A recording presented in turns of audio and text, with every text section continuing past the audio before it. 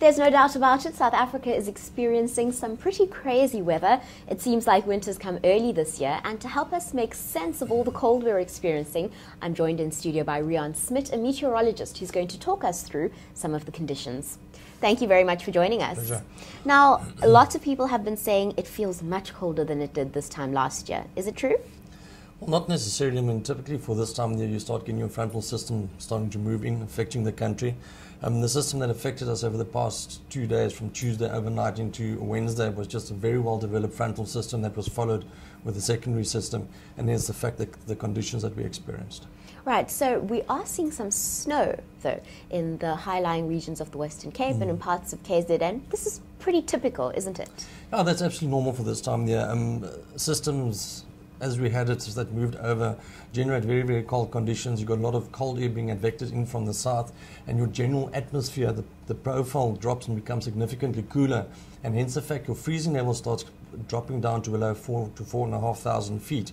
And we look at the top of our areas, the higher regions, even the Hottentot Holland region, and especially out there towards Sutherland, they're quite about 5,500 to 6,000 feet above sea level. So once you've got these systems coming in and all this cold air that gets advected in from the south, your freezing level drops, and with sufficient moisture around, hence the fact you get the snow in the very cold conditions. Right, but how can we account for the snow in KZN? Remember, these days, you're looking at the Drakensberg area, they mount significantly higher than what we've got over here. And with that system that's so potent or so intense, very unstable low atmosphere that we have, and all of this actually just gets moved and advected right across the country. So you'll find in these regions, typically of the winter rainfall area as such, where we saw the significant fall, especially over the Peninsula Boland regions and in these mountains over here, hence that's why we've got these high figures. Ceres, for example, they went up to 70 mils, out towards Kirstenbosch, 40 to 50 mils, similar in the Kenilworth region, and even right up the escarpment, because you've got this mountain that blocks everything, it lifts up the air mass, you get the orographic effect, hence the significantly higher precipitation levels along the mountain ranges and out in these regions. But as you mentioned, how does it get to the other side? With a very well-developed system, intense system, it managed to work its way through. There's still sufficient moisture that gets across to the other side, although not much rain over the interior, because most of the moisture gets taken out to over the western parts, but there's still sufficient moisture out that area to get some snow in those mountains. Now, everybody in Johannesburg was complaining this morning. Temperatures dropped to 1 and 2 degrees. Why is that? Well, that's a cold air that's just moving across the country. Your general circulation, your winter pattern as such for this time of the year, colder conditions over the western parts, and as a circulation, the air flows over the country, but more of an offshore circulation. But with a system like this, it managed to penetrate and move right across the country, and you gradually see, even if you look at satellite images, you'll see the temperatures gradually dropping as that system moves across, and they get affected over those parts as well. Fascinating. Now, despite the fact that snow fell in the Midlands, in the KZN, people in Durban are sitting pretty. I've heard reports that Durban hasn't been nearly as cold as the rest of the country. What protects that city from the cold weather? Remember, they're on the Indian Ocean to start off with, and significantly warmer conditions, warm moist conditions out that way, typically of your more tropical regions. And the frontal systems more affect this part of the country. Your circulation, when it comes off onto that coast, it comes off the warm moist ocean to start off with. Even on that, you get the offshore circulation over the country. So your source of the air mass that's actually affecting those regions causes temperatures to be significantly higher.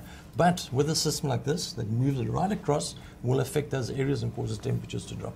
And rain, is that correct? Because Durban is going to experience some rain. Yeah, they'll get some rain. Due to the sharp upper trough, it's a very unstable atmosphere. So you get significant upliftment taking place, and hence the fact that they can experience some rain out there as well.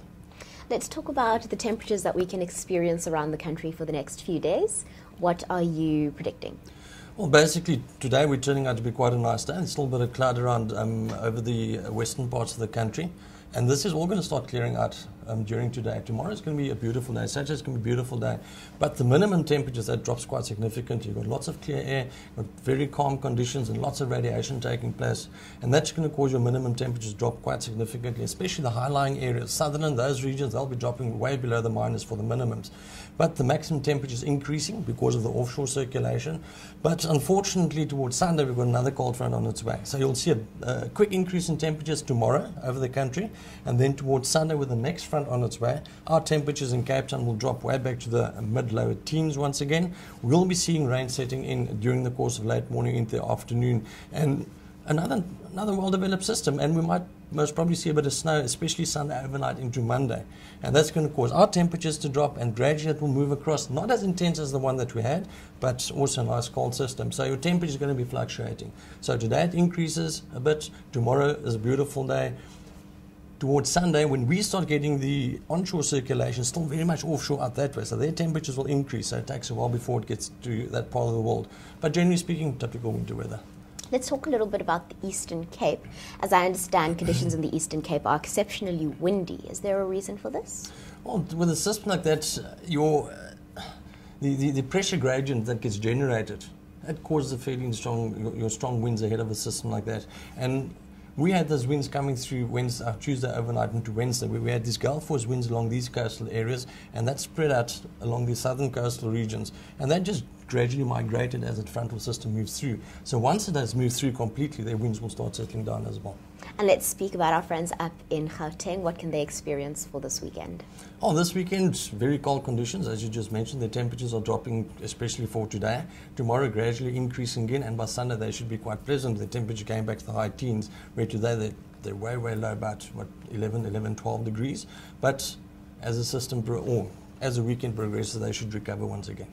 But the bottom line is we're in for winter. It's not going to get too much warmer, is it? No, unfortunately not. I mean, conditions, we're only starting to get these cold conditions. We're only in June. You're still looking at June, July, August, where we can still get a fair amount of rain. And especially with these systems that are affecting us, well-developed systems, gives us a nice smack as such. You get good rainfall figures.